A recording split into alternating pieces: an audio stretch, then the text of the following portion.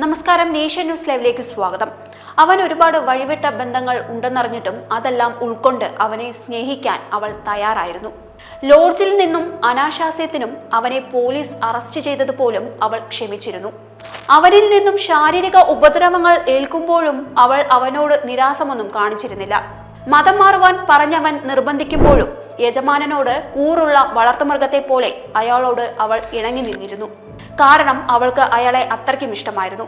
മതം മാറിയ ശേഷം ഇനി ഒരിക്കലും സ്വന്തം വീട്ടിലേക്ക് തിരിച്ചു പോകരുതെന്ന കർശന നിർദ്ദേശം അവനും അവന്റെ വീട്ടുകാരും അവൾക്ക് നൽകിയതിൽ പിന്നെയാണ് അവൾക്ക് അവന്റെ ഒപ്പമുള്ള ജീവിതത്തെക്കുറിച്ച് ഭയം തോന്നി തുടങ്ങിയത്. ആ ഭയം അതിന്റെ മൂർധന്യത്തിലെത്തിയ നാളുകളിലൊന്നിൽ അവൾ അയാൾക്കയച്ച മെസ്സേജിൽ പറഞ്ഞ വാക്കിങ്ങനെയാണ്: ഞാൻ മരിക്കാൻ പോവുകയാണ് എന്ന വാചകത്തിന് നീ മരിച്ചോളൂ എന്ന മറുപടി കിട്ടിയതോടെയാണ് അവൾക്ക് താൻ പൂർണ്ണമായും ചതിക്കപ്പെടുകയാണെന്നും അയാൾക്ക് തന്നോട് ഒരു തരി സ്നേഹവും ഇല്ലാതിരുന്നു എന്നും അവൾക്ക് മനസ്സിലാകുന്നത്. അതിനുശേഷം അവൾ സ്വർഗലോകത്തിൽ തന്നെ കാത്തിരിക്കുന്ന അച്ഛന്റെ അടുത്തേക്ക് പോകുവാൻ തീരുമാനമെടുക്കുകയാണ്. അവസാന യാത്രയ്ക്ക് മുൻപ് അവൾ അമ്മയോട് പറഞ്ഞ വാക്കുകൾ ഇങ്ങനെ: ഞാൻ പോവുകയാണ് അമ്മേ, അല്ലേ നാളെ അവനെ ഇനിയും കാണേണ്ടി വന്നാൽ ഞാൻ പിന്നെയും അവനെ സ്നേഹിച്ചു പോകും എന്ന വാചകത്തിലുണ്ടായിരുന്നു അവൾക്ക് അയാൾ ആരായിരുന്നു എന്നും എന്തായിരുന്നു എന്നും.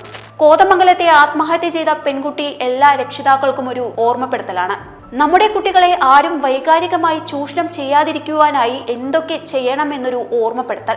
ഒരു ബന്ധം ഭംഗിയായി മുന്നോട്ട് കൊണ്ടുപോവാൻ പറ്റില്ലെന്ന തിരിച്ചറിവും തോന്നലും ഉണ്ടായാൽ ഏത് റിലേഷൻഷിപ്പിലും നിന്നും യാതൊരുവിധ മുറിപ്പാടുകൾ അവശേഷിക്കാതെ ഇറങ്ങി വരാനും കൂടെയുള്ളവരെ ഇറക്കി വിടാനും കുട്ടികളെ പഠിപ്പിക്കണം.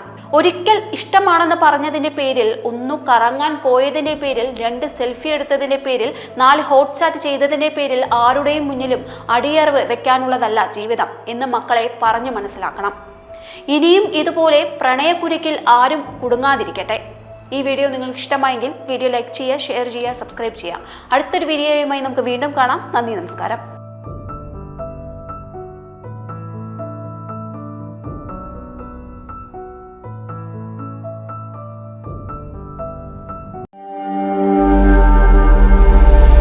നാഷൻ ന്യൂസ് ലൈവ്, സത്യം, ചരിത്രം, വർത്തമാനം.